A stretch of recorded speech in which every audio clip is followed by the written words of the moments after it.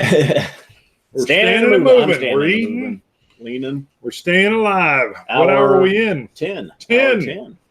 12 hours of boom. Bring in my whiskey 2019 brother. third annual. Yep. Still kind of recapping our year. We've had some good from Boonehaven to Matten, Iron Root whiskey, Jenna coming back on. Right. Whiskey Rover, who we met in Scotland. Yes, where? Well, at Edinburgh, at the Scotch Malt Whiskey Society. At the vaults, at right? The vaults, which is a good tie-in. And so is this bottle. Everybody's seen the lineup, I'm sure, in the title. They see Ben Diedrich, Scotch Malt Whiskey Society, is joining us. And Ben, go ahead, and he's leaning off. There he is. Boom. Boom. That's how it works. I just say boom, and then it shows my face. Yeah, and then you're there. All right, boom. Hey, guys, how you doing? We're good. It's good to have you. Great to be here. This is we've done a few of these live streams, but this is my first boom appearance. I'm thinking back to when did you do the first one? A few years back. It was our third year, so 2017 was our first one to do it. I remember 2017 sitting down. That was my whole Saturday. It was just watching our boom, and I got a lot of looks from my family who I was with at the time, saying, "What are you doing over there?" And I said, "Don't worry about it. I'm just booming right now." So it's kind of surreal to be here on this side and part of the boom, but 10th hour is where things really turn up a notch, I guess. That's right. We're in the finish. Yep. We're on the downward roll, baby.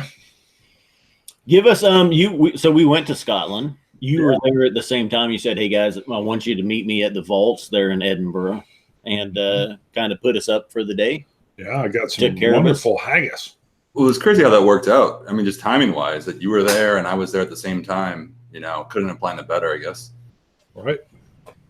Give us and the viewers, those watching, give us a Cliff Notes version of the past year for the Scotch Malt Whiskey Society. Well, it's been pretty wild. In a lot of ways, the Scotch Malt Whiskey Society is the largest whiskey club in the world. And just in terms of number of people who are members of it, thousands of people all over the world. But it's still a very small, whiskey company relative to, a lot of the brands that we know and big distilleries. And so the past year has been pretty remarkable, just on a global scale. My role is centered here in the USA. And just the SMWS America chapter is just, I think a lot of members who have been there since day one, back 25 years ago in the US, I should say, have really gotten excited a lot. A lot's been going on, and we have a lot of new members too. And I just wanted to give a shout out to it. I know a lot of people who are tuning in to the 12 Hours of Boom, especially right now. A lot of part of the YouTube community really jumped on board with the Scotch Malt Whiskey Society and have really been active. And so it's been incredible. And so a lot's changed. We started off as a few of us in New York. I joined. I'm in Chicago myself, based here. We just expanded. We have 2 team members in California and just brought someone out in Florida. So really, we've gone from just a very small group of a few people just on the East Coast to really just doing events, tasting events for society members all over the country, releasing more whiskey and spirits than ever before. So it's been a wild, wild year, for, again, big whiskey club, but still small whiskey company. I would say transformative, to be honest.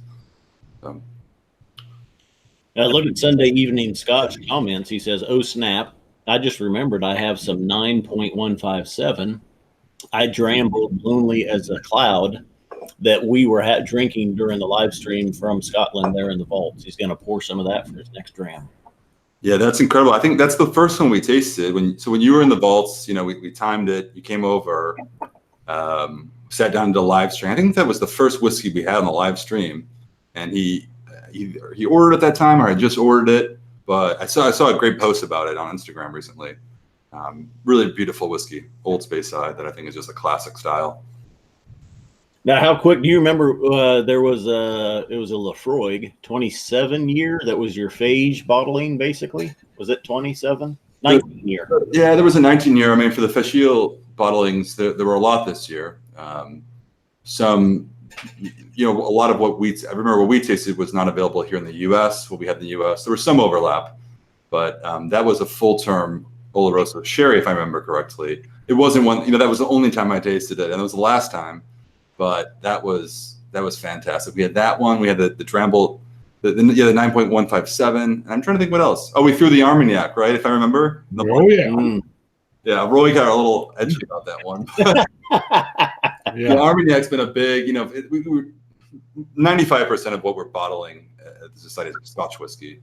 But we've branched out into single cask rum, Armagnac, cognacs, now gin, which has become really, really popular. Bourbon, as you know, Scott, and you ordered that bourbon recently. Mm-hmm. But I remember doing the Armagnac's funny. I love Armagnac, and single cask Armagnac isn't really something you get to. It's something you really come across at your local liquor store. So I remember throwing that in the blind tasting for Roy, who is phenomenal at blind tasting, by the way. Throwing that Armagnac in there, and that was a kind of a dick move, but I think it was it proved the point that Armagnac's a great spirit and it's very rustic, and so a lot of whiskey enthusiasts are really picking up Armagnac now, and so I think there's no way to test that other than a blind taste test. So that was it worked out well, I should say. Yeah, well, and he almost called it though too. He said something at first about he thought maybe it was a Madeira finish or something along those lines. Yeah. Well, but no, it was very go watch it. It felt like a well-aged single malt sherry finished Scotch. Woo!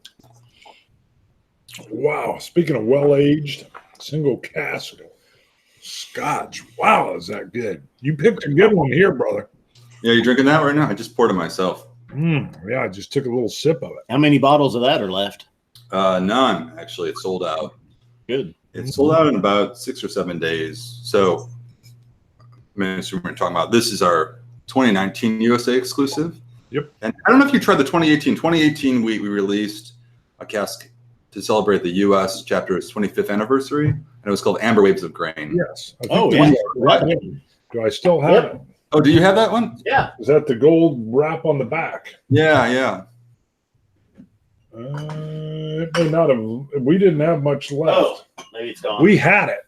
You had it. Yeah, I remember. Yeah, I remember, Scott. You were really into it, or maybe both of you were. But yeah, kind of an old 25-year-old to commemorate the 25-year anniversary of the U.S. chapter last year, and so that was our U.S. exclusive. And this is a different animal here. Barbecue and fishnets, 13-year-old Campbelltown whiskey, double matured in American oak and then in port wine. So really just kind of a full flavored explosion, if you will, the kind of whiskey that I feel like if you're sitting in a room by yourself, which in a way I am, but in a lot of way I'm with amongst all of y'all here, but it's a kind of whiskey if you pour it by yourself, you don't feel like you're alone in the room. Like it has so much personality and character. And I just love that about a whiskey. Excellent. Yes. So describe that to us. Did you get a phone call? They email you? They say, hey, Ben, we want you to pick out the U.S. exclusive cask. Yeah, the way it works is, I didn't go to a warehouse and, taste the barrels and choose from that. It went through the normal Scotch Malt Whisky Society, tasting panel approval process, which, every month the panel in Edinburgh gets together, and it's a group of tasting experts, and sometimes master distillers will come in. And they'll just blind taste test, 100 or so whiskeys just to determine what's good enough to be bottled. And so this is one that was approved already. It had been, the tasting note, the description had been written already. It was just a matter of, ready to be bottled. And so, last year, our team in the UK gave us a choice of a few. And obviously, we had to choose a 25-year-old, so we were limited just in how many 25-year-olds are just sitting around ready for, U.S. exclusive bottling. But this year, I'll tell you, our U.S. chapter has grown so much, and you met our team in the UK when y'all were over there. They're so enthusiastic about the USA and the USA membership that's just growing, and so they gave us a wider list to choose from, and so it's just a process of going through and from there narrowing it down and figuring out what's going to really be good for I think the U.S. member and considering the average palate, what people are looking for, and overall, what I thought was just the most exciting, and this is what we settled on. So it was a good one to settle. Yeah. Jesse Boyson wants to know how your leg is doing, and are there any heavily peated in the next outturn? Well, thanks, Jesse. My leg's good. I did break my leg in Scotland the day after we were together at the Bon Accord, but just my one sober day in Scotland. I'll just say that I did manage to. I was doing a little nature hiking photography. for the gram, but ended up breaking my leg. But it's good now. I'm up and walking. It's Did healed. you know this? Yeah. I didn't know how he broke it or that story, but it had been commented on Instagram that he had a broken Was there leg. like a zip line involved? No, I was off hiking kind of on the West Coast. I drove up north. I think you were going to Isla that day, and I just rented a car and drove up north just to go explore again. And I think it's so beautiful up there. And it was just, of course, raining and just took a little tumble. The rest is history. But no, it's good. It's good, and is there heavily peated? I know we definitely have some peat coming in now. What Scotch he was drinking? What Scotch were you drinking? I was driving. It was the one day of like 10 days on in my Scotland trip that I was not drinking whiskey. The one day I wish I was drinking most whiskey was when I'm laying there with a broken leg. But yeah, so what do you do when you're out by yourself in the northern region of Scotland hiking? You're up in the Highlands, and you opened a break little your barrel leg. and just went. And then what do you do? You just have to walk back to the car uphill, about 150 yards, and wasn't too far, fortunately, but you just make it work, and then you got to drive the 3 hours back to Glasgow, and Holy. you got a cast? Are you wearing a cast right now and everything? No, I'm all off. I'm lying. It's been about coming up on 2 months now. Okay. So no, it's all good, and I declined the pain meds so I can just enjoy some whiskey, and here we are. Love it. That's good. I didn't know this. Yeah. I'd missed the leg breaking story. So, all right. Everybody want this, or Robert's Scout's done? Penny? He's Jane? done. He's done. This one's strong. No. All right. They're getting ready for their song. Are we going to cut to them and let them sing a little bit? Yeah. Are you ready? Well, I need more whiskey. Oh, well, come on over. Get you a little barbecue and fish nets. Don't trip over the cordage. We're bringing it in. You know how it is, Ben. He's rinsing. We got shakes warming up over there, getting ready. Yeah, Tom R says you just yelled freedom. Freedom! That's what you do when you break your leg out in the middle of Scotland. We talking like a tib fib, or what do we got here? What, was it more like a full femur? It was a fib. It was a what? A fib. Fibula. Girl that smelled like that. Gotcha. And we do have, by the way, I've got coin 765. I have 766, baby. We will do a little giveaway for those after here in a little bit after the tune. Mm-hmm. They're warming up over there. They're still having a discussion. Let's see. What else? Well, I can tell you, like, the gathering at Bonacore was phenomenal. There were actually so many fans there that I don't feel like I could actually. It was like, well, we split up first of all, which was good, and then I was getting so hot. Maybe it's because I was wearing a manga shirt and a hat that I stayed near the door, and then kind of the fans just gravitated wherever somebody wanted to chat. They'd come my way, your way, whatever. So, but that was an awesome gathering there. Now, how many times have you been over already, Ben? And I know, when did you start with the Scotch Malt Whiskey Society? It's been coming up on a year and a half, or less than that. Trying to think, about 15 or 16 months right now. And how many trips have you had to make over to Scotland? Two in that time. 2 times? Wow, we really did get lucky to link up. Yeah. I think they're ready. I hear some tambourine action. We're going to shift it over to them. And hey, break out your piano and you can play along with us. I don't think he's piano player. Yes, he was the piano player at the brewery that night. No, that was Drew. That was Drew. Yeah. 4 dummies. Okay, whatever. I was drunk. I don't remember. Drew was good, but he's good though.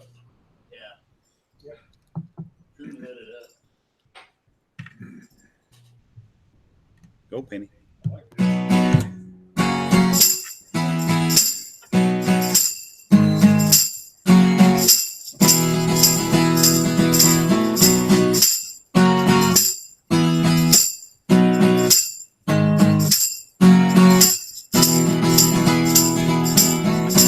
Creole William lived down a dirt road.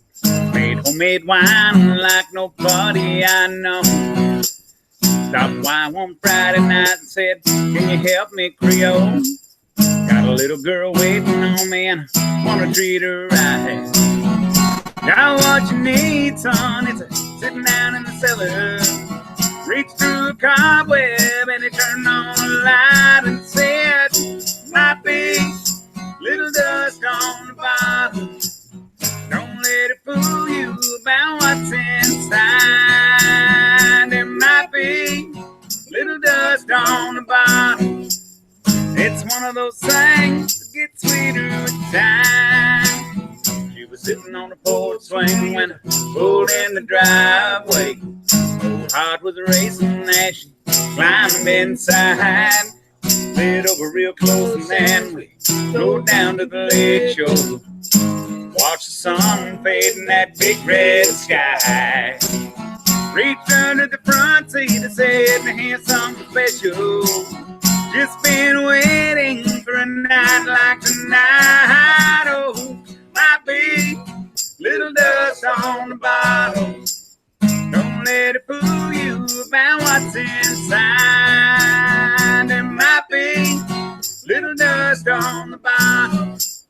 It's one of those things that gets sweeter with time.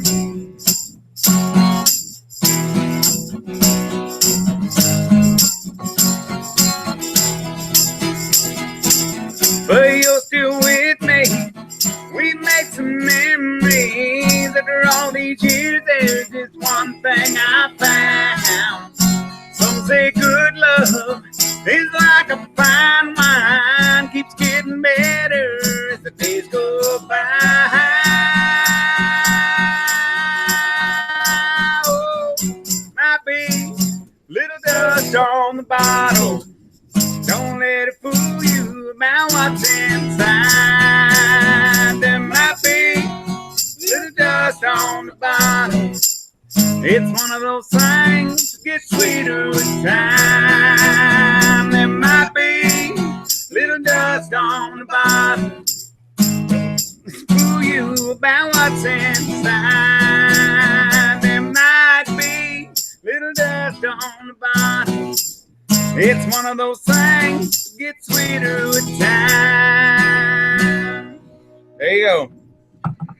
Knock the dust off of it. I don't see any dust on any bottles around here.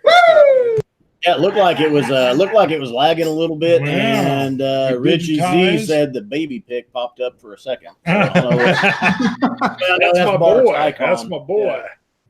That's right. We had a little lag there, I think, popped in. Probably when I jumped on screen with you over there. You're still with me. Side boob causes a little bit of Internet still might recovering. be. Woo! So what else you got planned, Ben? You got any other trips that are coming up? Man, I can't reveal it now, but yes, we can talk about that in a little Nobody's watching. Yeah, That's there what is. we always say. Nobody tuned in. You can talk about that Australia gig. I made that up. There is, God forbid, it's an Yeah, Australia that's gig. actually You'd be like, right. God dang. No, it's all good. Got some really cool, man. Nope, don't get yourself in trouble now. No. There's a lot of things that I'm just thinking like, oh man, in a few months we can talk about this, but it's a little early. Like really, really, really exciting things. Obviously with SMWS and beyond. Here at the society, it's our focus is let's make the whole member experience as great as it can be. And so we're doing a lot of things to really get people, all of our members involved in a way that's never been done before. So I'll leave. That's all I can say about that. And so pretty exciting overall. I like it. Yeah. Coming up in September, we have globally what we call the Gathering. It's in Edinburgh. Everybody's coming together. The biggest celebration of the year, and we're going to be emulating that around the world. And so we'll be doing a tour around the U.S. That'll be announced shortly as well. But a lot of cool things. Again, I can't reveal any of it, but just know that more is coming. But no, it's been good. So Perfect. Now, do you know, I didn't realize till I was getting set up to have her on earlier, but Monique Houston working for Winebow, she's there in Chicago. Have you ever ran into her or did you know her? You know, I met Monique once before, actually in New York.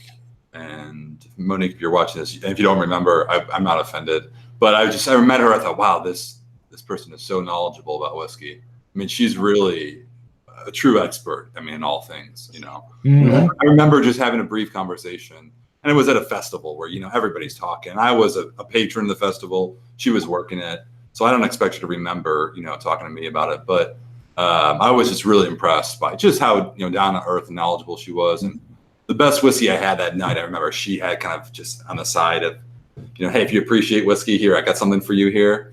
And I was just blown away. So yeah, Monique, if you're watching this, let's connect in Chicago. Definitely. Well, and that's exactly what we thought when we were talking to her in Kansas yeah. City. I mean, briefly, what we spent maybe an hour with her there. We ended up telling the falling down story twice. Yeah. She liked it enough the first time. She, like, a friend came in and she was like, I missed it. She said, tell it again. She didn't get the other story, though. No. No, just the falling down story. No, but Monique was when she got into the sherry bodegas and all that, and I mean, blew us away with her knowledge base. Actually studying in Madrid and being there for a time and coming back. And owned the whiskey bar in Omaha, and how she built all the whiskey there in a time that whiskey wasn't really wasn't a hot thing at the time. Yeah, go back to the late 90s, early 2000s, and they had 1,400 whiskeys. Oh my God. Single malts, 1,400. Can you believe it? I know. I feel like what I didn't know then, I wish I knew. Yeah. Now. I think. What I didn't know then, I wish I knew now. Wish I knew then what I know now. Now I've been confused even. Well, you know, it's good. I listened in, you know, earlier today when you were talking with Monique, talking about sherry a bit, and how she quoted that 95% of all true sherry production is actually, you know, sherry is aged in American oak barrels. And that's something I learned only recently when I started working here with SMWS, because, you know, we're in the business of traveling around the world, often to Spain, to buy casks and bring them back and do some double maturation. And so we're buying true bodega casks. And so I come into this, I too thought that, hey, all sherry bodegas were using European oak. But generally, if you see a sherry cask rather of European oak varietal, it's more often than not seasoned, you know, specifically for Scotch whiskey maturation as opposed to just for sherry production. So anyway, things like that are technical, but it's really, you know, when it comes down to it, it really changes the flavor of the whiskey. And so I was blown away by that. Like when she's explaining the little reed that's around those barrels that we saw out of Waterford, and how that actually attracts, if there's the wood eating, beetles or whatever, they'll go for that instead of the oak. And I was like, wow, because I'd seen those, and I'm like, I don't know why that's there. So, I mean, it was just phenomenal. So what were some of the more memorable whiskeys you've had in Scotland? I think you were talking about that earlier. You had an old Lagavulin. Yeah. I mean, so we did a tour. Ian MacArthur led it. Well, it's the warehouse tasting, not necessarily a tour. He poured some of that on a Taiwanese man's head. He said it's just whiskey, and then baptized him with the 51-year-old, 53-year-old Lagavulin, and rubbed it in. You got the 21-year exclusive Oloroso matured. Poured that on your head. Poured on in this. Well, no, it was my other hat. Yeah, it was your other hat. Yep. So, you know, we had some old tomatins too in their warehouse. Yes, which were that phenomenal. Dunnage tour was excellent with Scott. The Warehouse 9 tasting at Boonhaven was good. There's a couple really good casks in there. Yeah, that Tomatin PX, and I know you've been talking about that ever since, but that we tasted blind at Glasgow, and I was telling Vin, you know, no nonsense whiskey, I was telling him, this has to be Tobermory in like Muscatel. I was saying something, I was so wrong, but I was so convinced. I'm not in a blind tasting, and look, I'll be the first to admit, it's really hard to do blind. You know, it's really hard. And look, I do it essentially for a living now. Right. And tasting single cap. And I'm like, I was so convinced it was a coastal, you know, an island whiskey of some sort. And then you said it's Tomatin PX, you know, cask. And I thought there's no way. And of course, then you go back to it after you learn what it is, and you taste something completely different. I'm like, oh, there's the PX, there's the fruitiness. But man, I had everybody convinced, on my side with that, and I was so wrong. It was good, and I love that. I love that about whiskey. It surprises you. Yeah, definitely. No, the Dunnage warehouse tour and Lagavulin was definitely a highlight. Yeah. So yeah. Now I know, and speaking of, asking us of excellent whiskeys in Scotland that we had, I know you have said just because you go through so many, the tasting or the samplers, the bottles of the Scotch Malt Whiskey Society, you kind of have to reroute yourself sometimes just to get back down to the basics and not expect that, in every whiskey. Yeah. We do every month, like the Scotch Malt Whiskey Society in the US, we do tasting events. And for instance, Tom Maher I know we're chatting here on the side, just purchased a ticket to an event we're doing in Chicago on Monday. And it's a preview of the outturn that comes out the next day. So on Tuesday, we have our new outturn coming out. And we'll typically do these blind, where for the first hour, we'll have 6, maybe 7 whiskeys, and you taste them blind and take your own notes if you want. But really it's formulate your own opinion of the whiskey. And then after about an hour, we'll reveal and you can go back and taste it there. But, but when you do that, you realize, I think that's the best approach, at least for me, I've learned. If you just drop all preconceived notions, forget the branding, have no expectations, just go into it. I think that's the best way to do it. So I'm really trying to do that as well myself. I'll get some new bottles in here. I'll get to taste them. But look, even I'll catch myself saying, oh, here's one from this distillery. I'm really excited. And it'll end up being something very different from that distillery puts out. And that's the whole point of tasting blind. So all these whiskeys were chosen on a blind, approach anyway. So perfect. No, well, you're exactly right. If anybody's out there not blind tasting with their buddies, spouse, buddy, whatever, make sure you're doing it. It's really a great way to kind of train and hone your palate. What were you going to say? Sorry, I stepped on you. No, it's fine. Richie Z commented or asked, what was the first ever Scotch Malt Whiskey Society release, and is there still a bottle of it around? Well, it would be 1.1. So, the number on the left, the decimal, is the distillery code, and it goes in numerical order based on the distillers we've partnered with. So the first distillery we've ever bottled from was assigned 1, and then the 0.1 suggests the first cask. And back in 1983, it was actually 1.1 and 1.2, where those casks were acquired at the same time. And so, is it still available? No. I mean, all these whiskeys come and go. That's the whole point. But I know that some members in the UK got together a few months back with Pip Hills, who's the founder, at the vaults, and I saw streaming on YouTube that they opened a bottle of 1.1. So there's still a few out there, but they're really, really hard to come by. 8-year-old Speyside cherry cask is what it is. And so, I would love to. I've never tasted it myself. And even back, and you met Kai, for instance, who's our spirits director, and he had never tasted it himself until just a few months ago. So it's pretty rare to find. Now, I think you guys are now. Aren't you keeping is the Scotch Malt Whiskey Society keeping a bottle at least from each release, or are they selling everything? It was.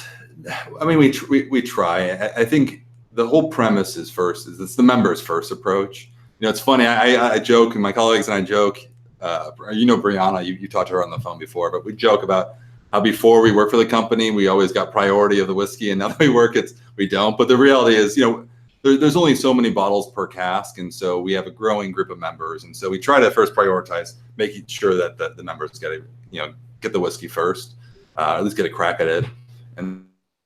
So, but in general, I think, the vaults that we saw the 0.1s going in chronological order, at least trying to keep something. For this US exclusive, I believe 1, maybe 2 stayed in the UK of the 285 bottles, but everything else was released here, if not every one. So nice. And real quick, William Davilar, 10th hour of boom. Thank you guys for doing this. Cheers. Thank you, William. Thank you, William. Appreciate it. Working out the butts. Whiskey Scout's falling asleep over there. Cowbell waking up. Yeah, the cowbell woke him up. He's like, dinner time! Dinner time! So, give him some peaches, you know. Oh boy. So, Yes. how many bottles of your own pick then did you buy? 15. One. Oh, One. Yeah. This is one from the UK. It's because when we were together at the Vaults, I had just come back from Campbelltown, which is where this whiskey was distilled. So the day before, I was actually touring the distillery, touring a few distilleries in Campbelltown. That's right. Well, there were only 3 to begin with. So visited 2 of the 3, Springbank, England, Scotia. And so brought this bottle down to Campbelltown with my colleague Tom, and then Ewan. I don't think you met Ewan. He's our spirits manager, the guy who's actually going through and double maturing these whiskeys, doing the blends such as the Peat Fairy and the Exotic Cargo. But we took a trip to Campbelltown, and this bottle made the trip. Took some photos, cracked it open in Campbelltown, and then one other. Just I figure, look, you can stock up, but look, that's not. I don't want to deprive. Everybody really wanted this whiskey. Again, it sold out very quickly. Mm-hmm. I think sometimes, I've learned this over the years as a whiskey enthusiast. We can go overboard buying up all this whiskey, but I think sometimes when you have 1, maybe 2 bottles most, the liquid's more precious than if you had just a bunch of them. And so I've learned that something is special. I think my default would be to go buy as many as I can, but I feel like that would be, I don't know, not the best conduct for an employee of the society, of course, but really because it's a member club and it's a really desirable whiskey, and I think a lot of people enjoyed it. So, well, you got point blank. Scotch Malt Whiskey Society does some excellent whiskeys. You guys release excellent whiskeys, single cask whiskeys. Right. They're in limited Cask numbers. strength. Enjoy it because you're not going to have it again. So enjoy every bottle. Right. And drink it. Oh, drink and share. And wait for the next good one. Yeah, because there's more coming. Yeah. Right. That's part of the gift. Yep. So I remember jumping into it as a member the first time. That's a different mindset to wrap your head around. Again, going back to coming from, if I find something I really love, I'm going to go buy it up. It's difficult. And I see that a lot of first-time members will still say, hey, wait a second. You mean I can't get more of this? They'll call up and say, I can't get this. And we'll say, well, it's gone. But look, we have these other casks that are similar in certain ways. And that is the beauty. And it just takes a little leap of faith, I think. But once you get there, you realize, life is only moving. We're only getting older. Life's only moving in one direction. We can't take it with us when we die. So just enjoy the whiskey, have a good moment, share it with friends. I don't know. I think that's what it's about. Not to just sound like right. Little Roy. Yeah. Yeah.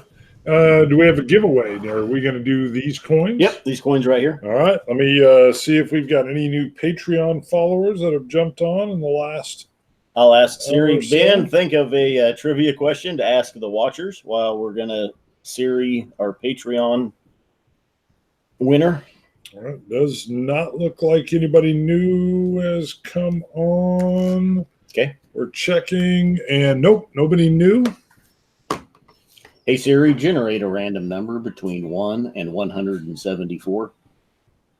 A random number between 1 and 174 is 151. Wow. Again, we're high up in those triple digits. Dennis Lindqvist Peterson. Wow. Pedersen. That'll be Nice. coin. That's my coin, 765. And now we need a question. Question from Ben. Some kind of trivia thing. It could be from this show or from something else. So I'm just thinking back to the early days as a Scotch Test Dummies viewer, which I still am, of course, but I could be wrong about this, but I'm 95% sure I have the answer. But I'm going to ask the question anyway. So prior to the formation of the Scotch Test Dummies, Scott of the Scotch Test Dummies enjoyed which whiskey at Christmas every year? Scott, you're looking around like you don't know the answer. No, yeah. It was talked about. It wasn't every year. It was special. I had it 2 in a row. two in a row. It was your special bottle. Yeah. Your special bottle. Yeah. Yep. Oh, already. Look at that. Yep, DeSilv. DH Silv too. DH Silv. I like to say DeSilv. Like, Yep. Travis Faircloth and JWB. Yep. It was the blue label. All right. Perfect. I like how we all knew the answer, but White Walker. Scott didn't even know the answer to that. He's looking around like, oh, what is it? But Well, you said every Yes, Christmas. close, That's why I was like, ooh, I had yeah. one every Christmas, but it was my special It was Christmas it. bottle a It couple was a times. special Christmas bottle. It was at the time, it was the highest dollar best that you'd ever Scotch I'd spent. had, and I shared it with my dad as well before he passed in 2015. So Mhm. that's one of those ties with Johnny Walker Blue that I'll have, is being able to share that with my dad before he passed Wow. away. Yeah. Mhm. do you have a bottle on your shelf still? No, I don't. Oh, Fact is, the last bottle I had of it, I had about 3 or 4 ounces left, and I finished it the night that my dad passed away. Hmm. Yep, that was the last bottle I've had of it. So I Hmm. have considered it, because I've seen it at $169, and I've considered picking it up. well, that's I think I love there's some whiskeys that might not be my favorite, but there's a sentimental value to it, and so I'll always have one around. And that sounds, Scott, like that sounds like a perfect whiskey moment right there, and a reason to have one. But I'm not here to sell Johnny Walker. I'm just, No, that's exactly right. It's about forming those memories and bookmarking moments, really. Yep. It's perfect. Well, and so there was a Christmas pack of Johnny Walker Blue. Actually, I've had it like 4 times, come to think of it. So I did have it for a little bit. But one of them had these 2 really nice crystal, heavy-based kind of tumbler glasses. And I always wanted to find more of those just for the tumbler glasses, which I couldn't find anywhere else. And I actually think they were made by Glenn Cairn. What I found online. Now GCAP has an observation. Wow, total turnaround from the last stream. Now it's touching moment. Sad but touching moment. Yeah. So what was the other one? What was it? What, the shirt? That wasn't touching? No. Different type of touching. Little side boob touch. Little craziness with the shirt, and a lot of the white guns were on display. That's what was going on there. Yeah, you can't say soft and touching for too long. You got to show a little skin. We did do that blue label, matter of fact, in my kitchen at the house. There you go. And I think my mom and dad might have been there watching, because then my mom came on and did the Glenlivet 12. Yeah, we've had your mom on and my mom on. And a good thing to note is when your mom was on, your dad was literally on the other side of the camera watching the show. Yeah. So, yeah. And your mom has this great moment where we're saying like kitchen spices and warm apple pie, and she tries and goes, ew. And you're like, ooh. Oh, H Hit Pill, $9.99. Hello, Ben. Joined SMWS in May. Visited the Leith Vaults last month. Do I say Leith right? I think I do. You said it right. All right, perfect. Yeah. HM Phil, glad to have you. I mean, that's amazing. Yeah, I think Sounds he was like there right after. Well, the fact is, I know he went and saw Roy, and a few other people had posted that were meeting up. But I think Jason Whiskey Wise might have met up with him as well. Perfect. All right. Good deal. Well, Ben, why don't we kick it back to you? Let everybody know where they can find you. Obviously, anything else you want to say about SMWS, and then we'll close out. Yeah, I mean, I think so. You can find me a few different ways. I'm pretty active. I mean, individually, personally, if you will, on Instagram. That's kind of how I got in the whiskey world. It was through Instagram, through my account, Single Malt Alliance. So I try to stay pretty active on that. It's still my independent, love of all whiskeys, not just the Scotch Malt Whisky Society. And that was really important to me when I joined the company. They said, okay, you need to just keep that going on your own. Because like we partner with every distillery essentially, and so we have whiskey from everywhere. But so Single Malt Alliance on Instagram. If you want to email me about anything related to Scotch Malt Whisky Society, my email is ben@smwsa.com. And if you want to also follow SMWS America on Instagram, I'm also behind that one as well. But So yeah, no, look, I know a lot of members of the YouTube community have joined the Scotch Malt Whiskey Society this past year. I just want to thank you all really for the enthusiasm and support. Ultimately, we're just a club of fellow whiskey geeks, and that's really all it is. And so, I think we're as strong as really the community itself. And so I just want to thank everybody. If you have questions about membership, you want to join, of course, reach out anytime. And yeah, we're always here to talk about it. So that's my my ending spiel. Good. I mean, we're glad to hear it for the Scotch Malt Whiskey Society as well, to hear about that growth. And Yeah. When you put up a bottle, 285 bottles of it, and sells out within several days. Well, I think it says a lot. And I'm talking to the Scotch and Sirloin, Ben, where you did the tasting for our gathering. They don't know how it'll work with all the state laws. They're looking into it, but I was telling them, if you guys can find a way to be like a whiskey bar partner, I forget what the official term is, with SMWS, boom. I mean, they've got the space and everything else.